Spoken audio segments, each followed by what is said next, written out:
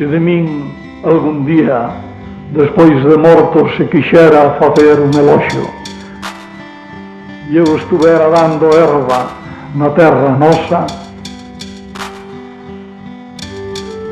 podería decir a miña lápida: aquí jaz alguén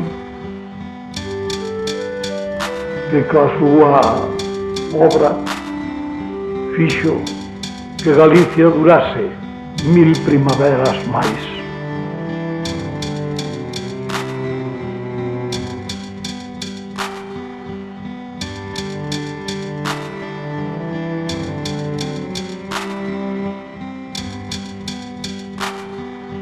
Cunqueiro é un humorista, un gran humorista, e o que máis molestaba a él no mundo é que lle dixeran. Tamén é un gran estilista, un home que tiña moito cuidado en escribir con un estilo que fose diferente e inconfundible, e conseguiu, sin dúbida. Tamén lle molestaba moito que lle chamasen estilista. É un contador de historias magnífico, espléndido.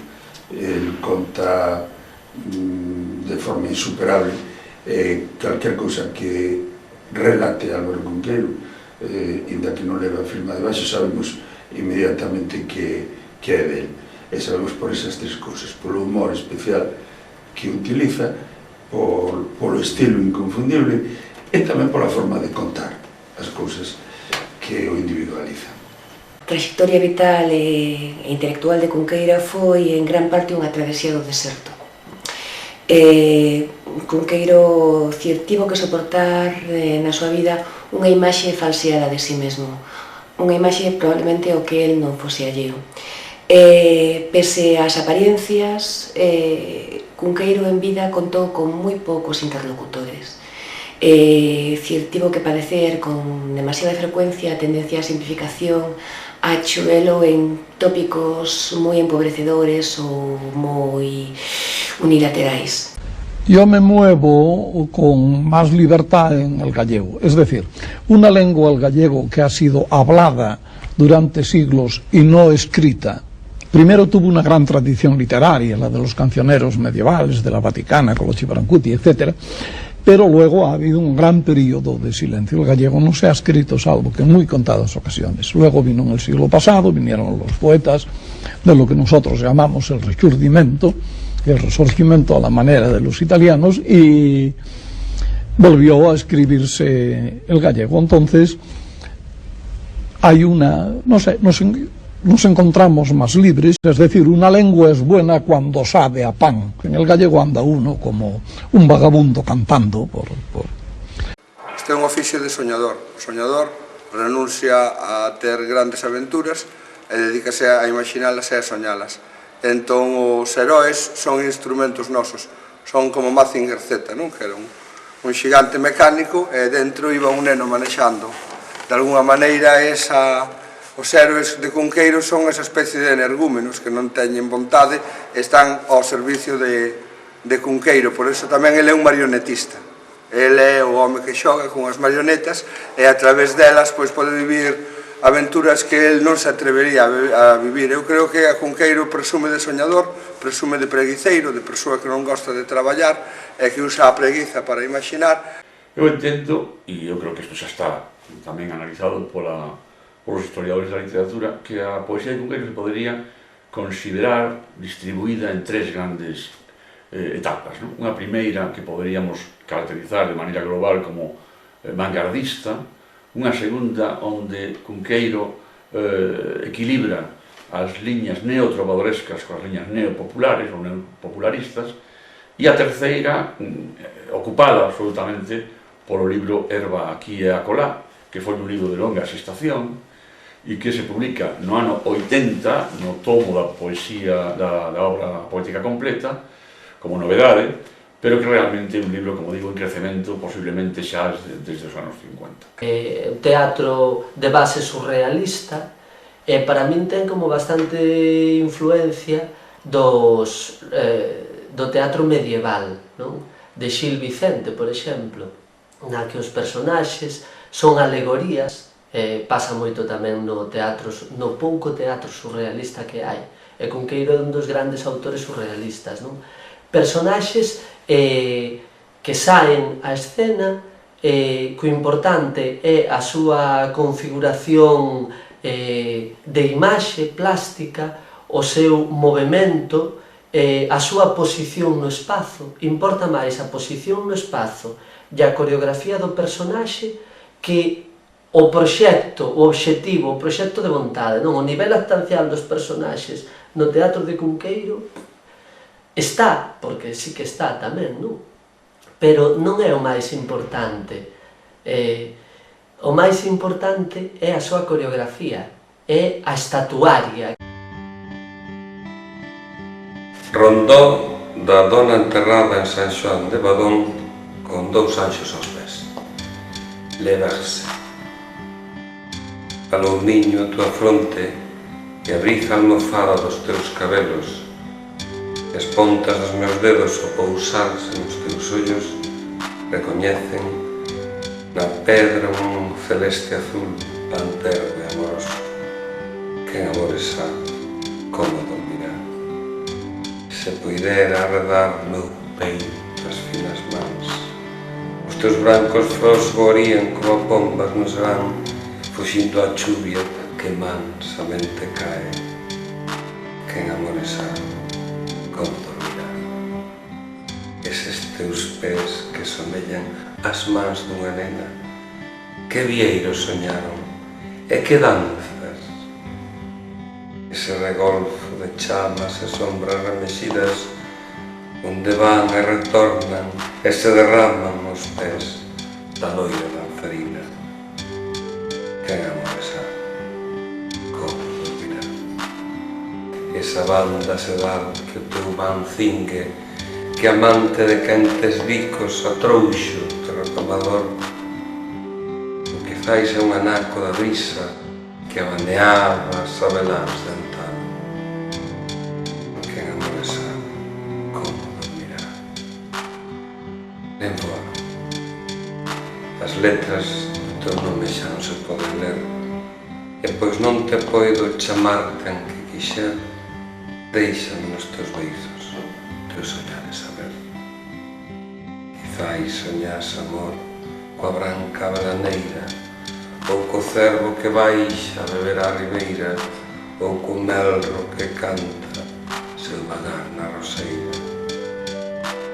Ou por soñar que soñas amante, pedra fría, aquel teu corazón que era carne algún día, de amor, ese enemigo en chamas ofendía.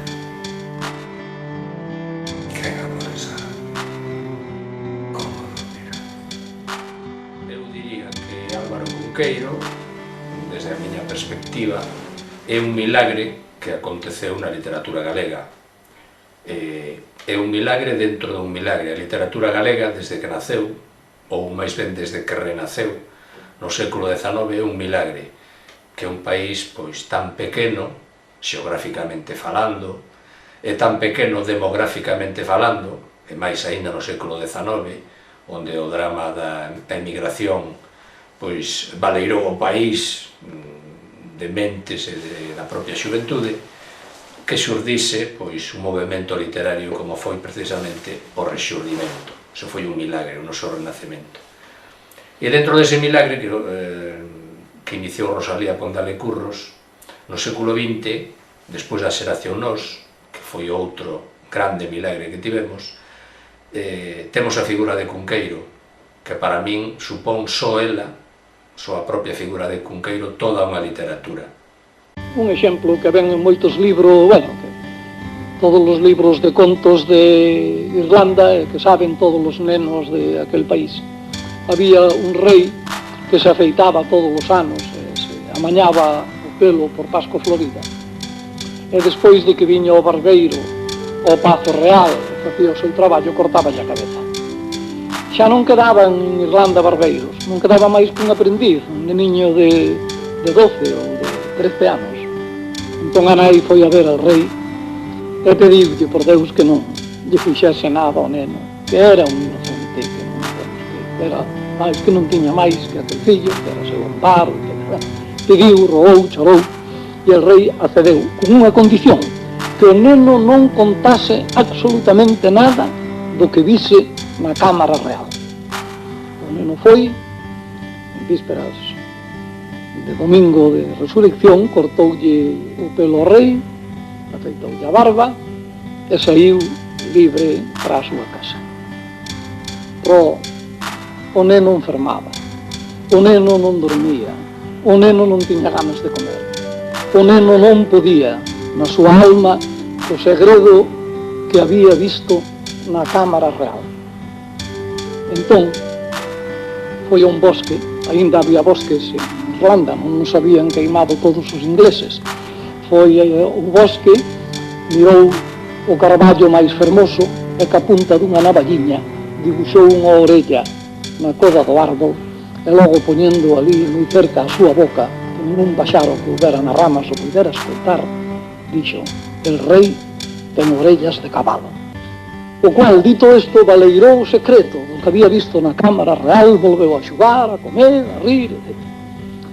Probou un concurso de artistas en Tara e veu un dos grandes artistas de Irlanda aquel bosque, buscou cal era o árbol mellor para facer a asta da arpa e atopou que aquel carballo da orelliña do neno, mandou-no cortar, fixo a asta da arpa, encordouna e foise con ela para Tara. E cando estaban sentados todos os reises na gran sala, pulsou as cordas e en vez de salir música da arpa, saliu unha voz tremenda que dixo: o rei ten orellas de cabalo. Eu creo que non hai un conqueiro, hai moitos conqueiros, 1001 conqueiros, tal e como reza o lema do Congreso Internacional que se vai celebrar en setembro en Galicia, organizado polas 3 universidades galegas e o Consello da Cultura Galega.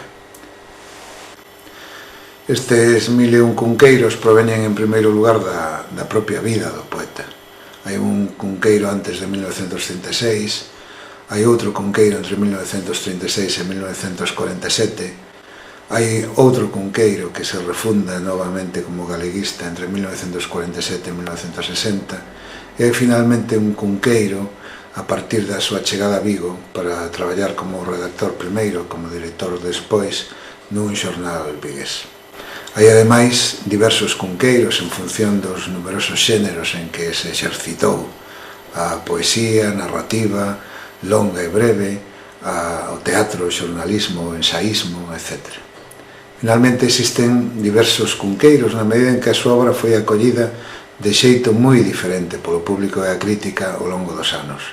Un cunqueiro percibido inicialmente a través do seu vínculo con un certo modelo de etnografía idealista, que, seguindo ademais certas pautas da xeración nós, procuraba no imaginario galego elementos identitarios. Un cunqueiro posterior, percibido como narrador heterodoxo desde o punto de vista técnico, un subversivo da narratoloxía e da gramática da imaginación.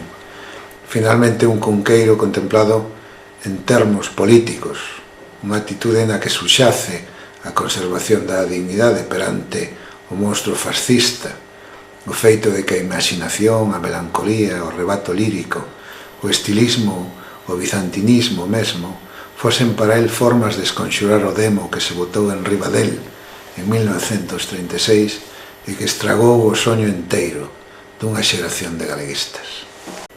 Eu penso que en Cunqueiro non hai surrealismo, non existe a presencia de ese movimento. De todas maneiras, hai que preguntarse que é o surrealismo, porque moitas veces emprega a palabra surrealismo de unha maneira e outras de outra. Se entendemos por surrealismo o programa do movimento surrealista francés, chamado así, surrealista francés de Breton, pois eu non vexo que na obra de Cunqueiro haxa nada semellante a iso. Los primeros versos, los primeros poemas, ¿cómo eran? Que es un lujo que solo se puede permitir la juventud. Pero luego mi primer libro ya no, ya fue un libro que podemos llamar en el borde del surrealismo, pero yo no me atrevía. La coacción de toda la poesía gallega del mismo tiempo era muy importante y claro, uno parece que no se atrevía a disparar sus escopetas. Ben, volvendo a Mar ao Norte, como dicía, aí ese está oculto. O que domina é o mundo obxectual, que é o propio, ademais, por outra parte, de certas liñas das vanguardas, non? O obxecto nun primeiro plano. É un libro escrito desde a tensión do estilo nominal, por tanto, que procura e obtén ese efecto de estatismo, de quietude, que perseguían os cultivadores da poesía pura. E neste libro se configura xa o que eu nun traballo sobre a poesía de Álvaro Cunqueiro chamei o estado de transparencia. Ese estado de transparencia que nos transmiten símbolos como o cristal, a auga, o mar, a luz, por tanto símbolos positivos, símbolos luminosos, que representan a quietude fronte á sombra, a noite, a escuridade que representan o movimento. Tamén se pode entender por surrealismo a presencia do subconsciente e das doutrinas, a repercusión literaria e artística das doutrinas sobre o subconsciente de Freud. Entón, claro, iso sería un surrealismo ampliado, ali aparecería pois un monólogo interior de Joyce, ou aparecería pois o onirismo dos relatos de Kafka, que son autores que non se consideran habitualmente como surrealistas. Tampouco hai nada disso en Álvaro Cunqueiro. Que fue en Mar ao Norte, un libro pequeñito, pero con poemas, algunos de los cuales hoy yo recuerdo todavía. Y luego inmediatamente poemas do sí e non. Ese sí libro sí lo tenemos y lo vamos a mostrar. Es de los primeros libros de Álvaro. Es del año 33. Está yo creo que 32, ¿eh? 33. Casi 33. Está con ilustraciones de Luis Seoane. Es una falsa historia de amor, primero él, luego ella, luego los dos, y al final muere ella. La gente se lo tomó en serio y creyó que efectivamente ella había existido y se me había muerto poco menos que acostada en mis versos y en mis palabras, claro. Eran versos surrealistas. Sí, claro, sí, ahí la influencia de Paul Viare, de todos otros, era moi grande.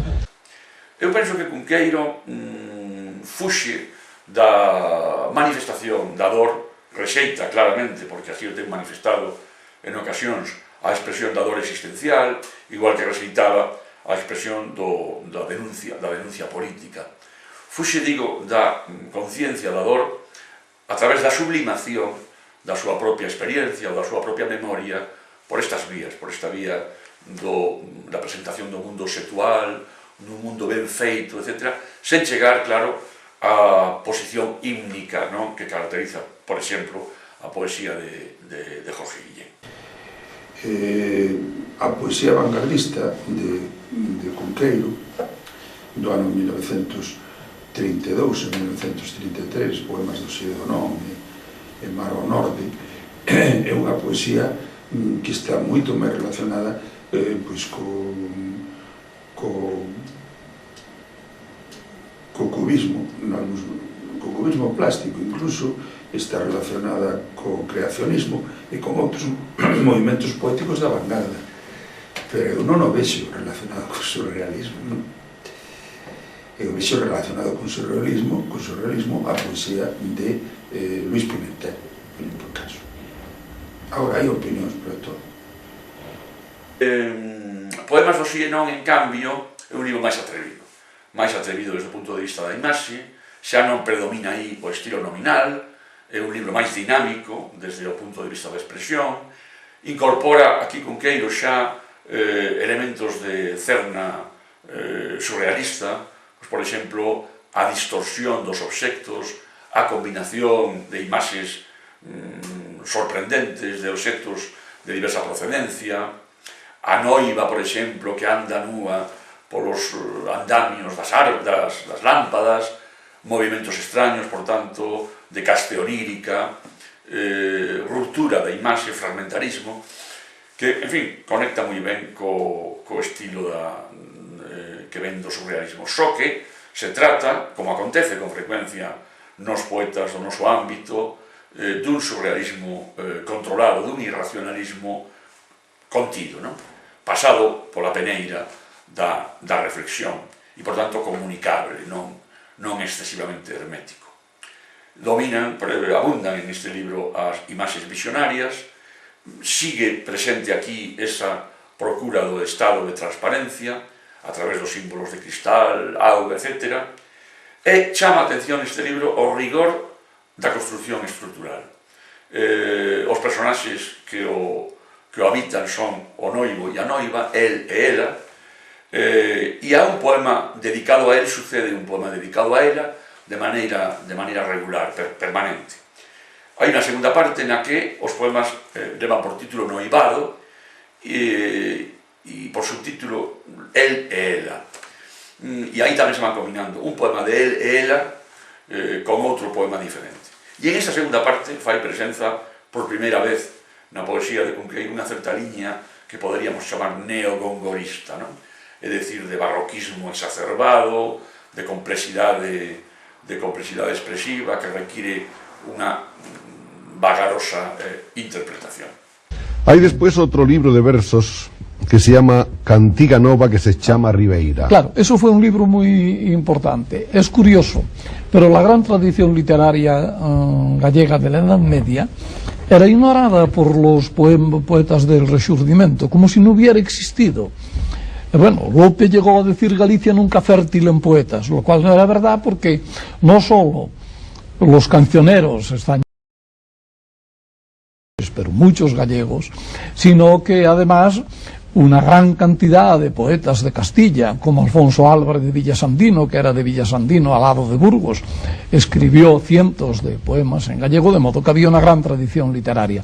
Era ignorada, de modo que mi generación, y bueno, los mayores de ella, puedo llamarle de mi generación a Filgueira Valverde y a Buzabrey, que me llevan 10 años, por ejemplo, pero fuimos los primeros que la conocimos. A mí o ciclo da poesía neopopular, neotrovadoresca, que comeza co libro Cantiga Nova, que se chama Ribeira, do ano 33 tamén, que coetáneo de poemas do sí e non, e que ten unha reedición no ano 57 en edicións Castreros. Unha longa distancia entre primeira e segunda edición que nos fai pensar que para Cunqueiro este libro é importante, lle atraía. Ainda que tamén cabe pensar que no ano 57 a poesía máis publicável era a poesía desta liña, porque de feito coinciden moitos poetas do seu tempo con esta liña neotrovadoresca ou neopopularista. Toneladas de talento e de ouro literario. Nese sentido, creo que equipararía a Cunqueiro con un Midas, que todo o que toca o transforma en ouro, porque lendo artigos xornalísticos de pluma efémera, lendo os poemas que comezou a escribir sendo novísimo, e lendo ensaios, e lendo novelas, e lendo as obras de teatro que escribiu, sinceramente, en todas e cada un destas facetas ou vertentes literarias, creo descubrir, eu e tamén máis lectores, un caudal extraordinario de talento e de sensibilidade literarias. E aparte de todo isto, el foi capaz de construir un mundo literario de seu, un mundo literario onde notamos, cando lemos xa poucas liñas, dicimos, isto é de Cunqueiro. É de Cunqueiro porque tiña unha habilidade especial para construir as frases, para depositar no medio de calquera oración eses gramos de poesía e de loucura que conforman toda o seu corpus literario, tanto a prosa como a poesía, repito, en calquera un dos seus aspectos. A obra de Cunqueiro, como ten dito, é poliédrica, é enorme, inmensa, é unha especie de macrotexto, en algúns casos, de obras moi vinculadas entre sí, as crónicas do Sochantre, os outros feirantes, Pero Merlín e familia é especial para min por unha cuestión básica. O Merlín a min fálame da miña infancia. Eu son filla de emigración, que me criei cos meus avós maternos, e dende que era moi pequena, ainda que nací no estranxeiro, trouxéronme para un lugar da Limia, unha aldea relativamente grande, non tampouco unha aldea pequena, grande, pero moi apartada do que era o mundo máis aberto e máis urbano das vilas. En esa aldea descubrín un pouco todo o que o mundo que me rodeaba a través dun home en particular que era un tío da miña avoa, que era curandeiro, que era arranxa osos, e a él recorría xente que tiña problemas de saúde, non era un meigo que se chama, nin un bruxo, pero era unha persoa que tiña moitos coñecementos de medicina natural, que era feirante, polo tanto movíase por toda a comarca, era unha persoa moi coñecida en toda a comarca. A súa casa, igual que a Merlín, que a esa casa de Miranda chegaban tamén moita xente buscando axuda, consellos, problemas que tiñan. Este tío da miña avoa, que todo o mundo coñecía como tío Ferragacho, ainda que o seu nome era Manuel, responde tamén, para min, para a miña lectura particular do Merlín, a imaxe que tiña o Merlín.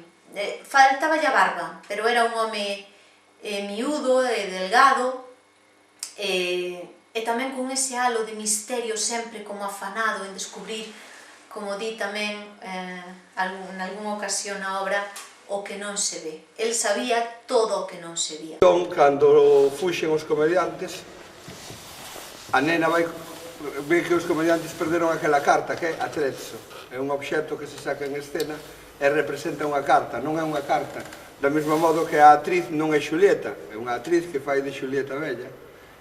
Por tanto, a carta ten a mesma realidade que a actriz, é un papel que representa. É realmente unha lista da compra, non? Está ali o precio do arroz, o precio das patacas, está o de cuarta metade de carne de vitela e todas esas cousas.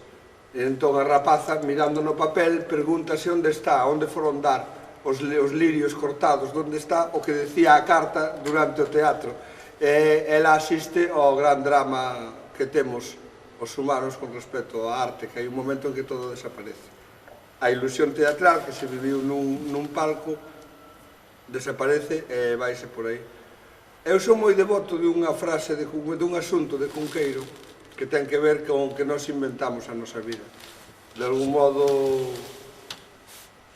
temos unha certa soberanía para que nos vaya ben ou mal, que é eso de como ti entendas a túa vida. E iso vese nun conto dun home que conta unha serie de peripecias, que andaba polas feiras levando os porcos, despois tamén levou caixóns de difuntos, despois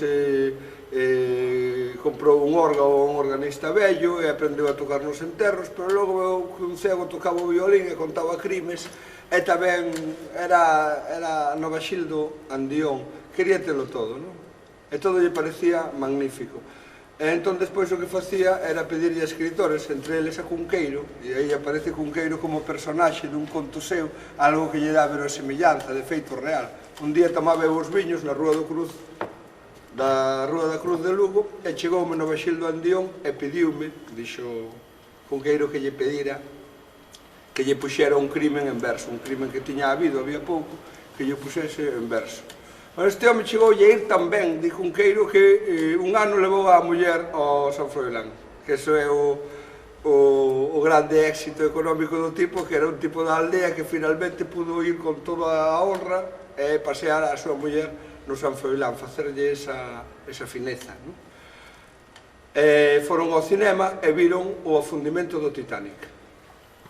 E o tipo saiu do cine impresionado con aquela historia, dicindo que era unha pena que unha historia tan boa non ande en romance para recitar nas feiras e que só haxa que vela no cine. E aí hai outra inversión que é típica de Cunqueiro, considera o cinema unha arte inferior e o romance de cegos, o cartelón de crimes, unha arte superior. É dicir, é unha pena que esta historia se perda aquí no celuloide podendo andar. E el chegou a encargar o cartelón, aqueles cartelóns que levaban os cegos, que algún pintor popular lles facía, onde se representaba o storyboard do relato. Dos 3 contos escritos para fillos de amigos, publicados en coleccións moi restringidas, con exemplares pois tamén moi escasos que ao mellor se coñecen menos, ainda que hai algún traballo feito sobre eles, eu destacaría tanto da historia de Ángel Gadriel, como de Una isla llamada Brenda, como de Daniela y la estrella, que son os 3 títulos aos que me refiro. Destacaría deles o feito de que comparten moitos elementos, moitos trazos comuns coa obra de Cunqueiro en xeral.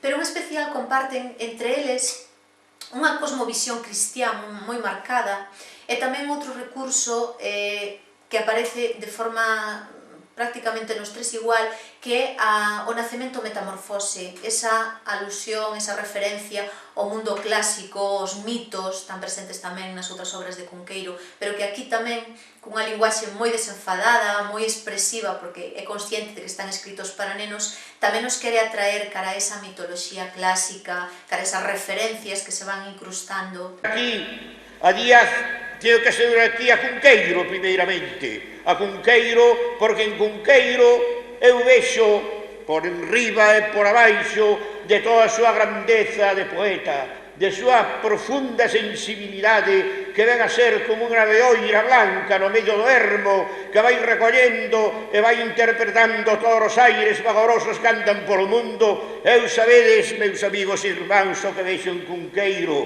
Vexo un daqueles discípulos armoricanos vidos do norte co obispo Bailó, porque din que Mondoñedo foi, e deu ser, si certo, unha sede bohemia, unha especie de obispado errante. Que fermoso é o camiño, que fermoso é aquel obispo que encendía cada noite o seu altar para celebrar nas aras da alborada unha misa nova. Entre aqueles bretóns, aqueles armoricanos, aqueles celtas do occidente, de ollos que se volveron verdes por contemplar sempre o fulgurar do sol das olas no infinito océano Atlántico, un deses non quiso seguir e quedou vagante na noite, nos luscofuscos da noite, na fronteira da grande selva de Brocelianda, o son dese vello Merlín coa súa flauta, e ese foi Álvaro Cunqueiro, que nos presenta un universo que por enriba do realismo ten o engado neno de todas esas maravillas dos sonos, vive no sono da Atlántida, no sono da armónica, no sono de Merlín,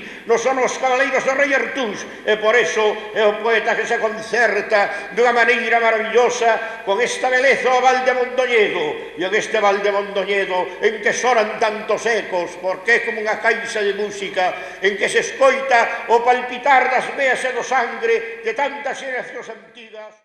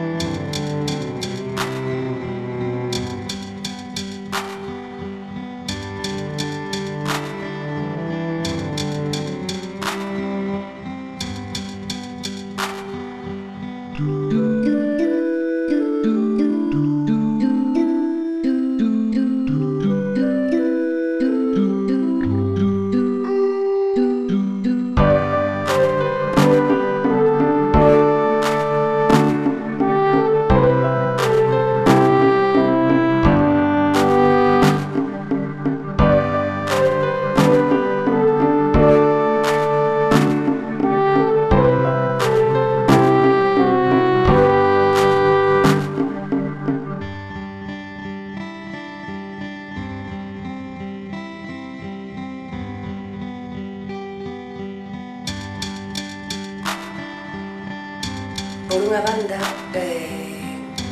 tendo en conta o momento no que escribe a súa proposta literaria, bate evidentemente cos presupostos do socialrealismo. A literatura de imaginación, que é un tipo de literatura ao que é moi pouco dada a península en xeral, a península ibérica.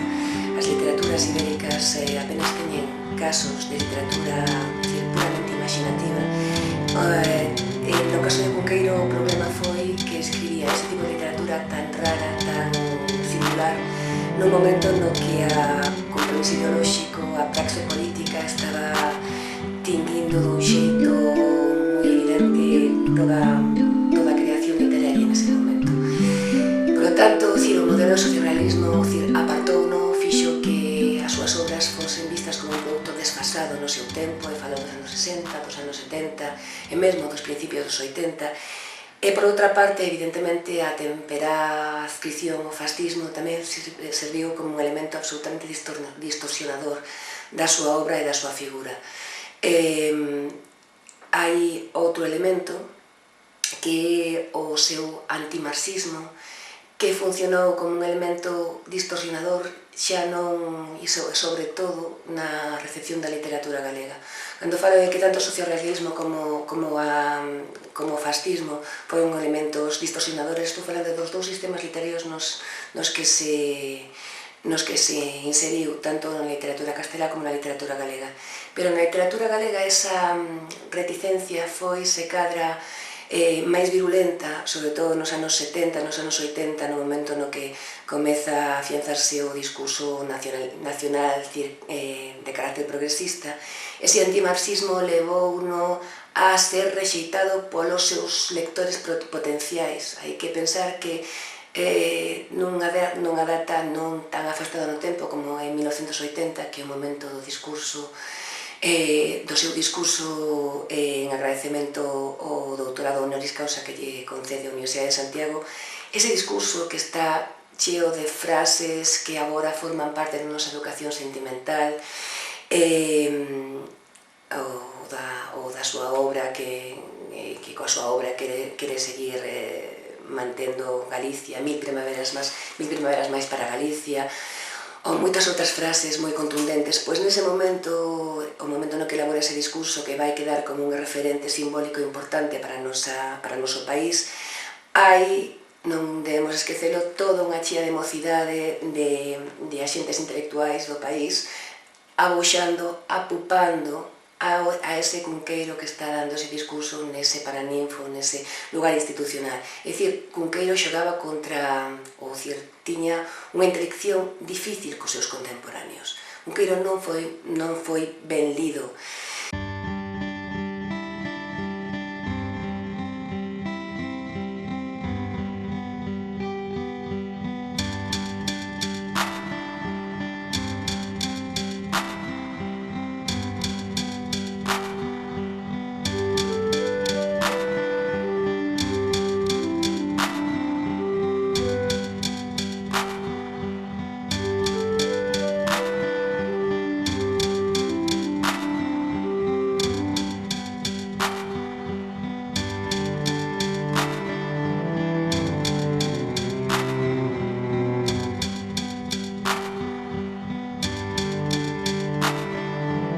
E ao mesmo tempo, ademais destes elementos, Cunqueiro foi choído con demasiada frecuencia, demasiada simplificadoramente, no tópico identitario. A Cunqueiro leuse, a xente o leu, como o creador ou o mantedor dun mundo arcaico, o cultivador dunha tradición oral que se estaba perdendo, dun mundo que estaba desaparecendo, dun mundo que xa non era. Ese pouso de arcaísmo, de brétema, de mundo en desaparición. E por outra parte, tamén hai esa visión de Cunqueiro identitaria e simplificadora que ten que ver co Cunqueiro creador da identidade galega. Esa identidade máxica, esa identidade fantástica, esa identidade fundamentada, baseada en seres mitolóxicos, en a nosa propia tradición imaginativa.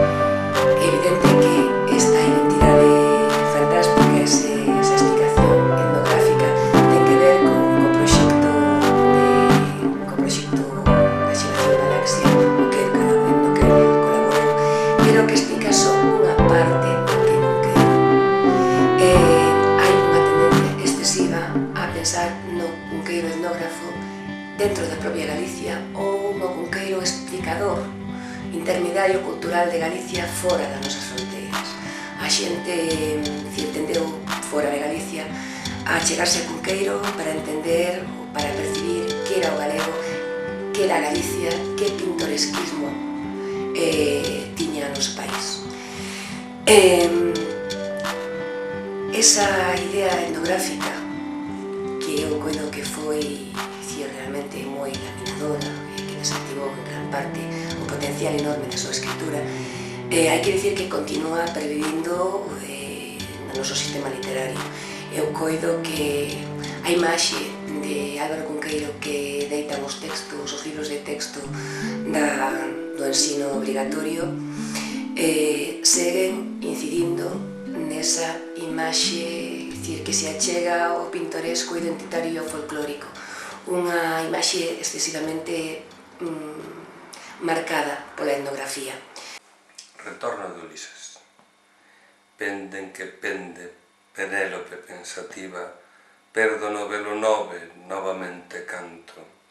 Ese rosto que as augas envexando, como sorrí tecendo cando o vento, as augas como sorrí envexa que tecendo ese rosto en que pende, que amañeza. Cando o vento no velo vento leva os longos dedos que naceron frautas na boca de Ulises, cando namorado. Digo que os longos dedos non resisten os pós do vento que nas oliveiras os longos dedos que sorprendidos dicen no velo vento, no velo nove pido o meu corazón tecendo mar e soño baixo esa ponte de ignorados ríos. Oh, Venus, onde camiña o fío reboando que as miñas brancas pernas amorosas, onde os muiños, onde o vento xira, canles por onde o vento pasa, pisa. Dígoche, Venus, por cómaros, valados, rocas, camiños, pontes, asubíos. Ese fío é un rostro que sorri tecido, lembrándome agora estou que no novelo nove os beizos, cando se pregan falan. Soamente dicen que cando ven a sede polas celestes pontes desas illas. Louvados seña Deus, porque me permitiu nacer, medrar, facerme home e agora embellecer neste grande reino que chamamos Galicia, neste grande reino do Fisterre que vai desde os montes hasta o mar donde brillan os pés do vento, a este país dos 10.000 ríos, do vello camiño das peregrinacións, a este país dos 1000 vales, a este país fermoso, eternamente verde, patria querida, a terra no senso barresiano, a patria son a terra e os mortos. Gracias a Deus por este reino. Louvado seña Deus tamén por ter dado o don da fala nosa, por haberme enseñado a decir rula e a bidueira, e dorna, e ponte, e fonte, e entón eu, sabendo estas palabras, era verdadeiramente dono da rula, e da bidueira, e da dorna, e da ponte, e da fonte. As miñas invencións e as miñas magias teñen embargantes un senso máis fondo, por riba e por baixo do que eu fago. Eu quixen e quero que a fala galega durase e continuase, porque a duración da fala é a única posibilidade de que nós duremos como poco. Eu quixen que Galicia continuase e ao lado da patria terrenal, da patria que son a terra e os mortos, hai esta outra patria que é a fala nosa,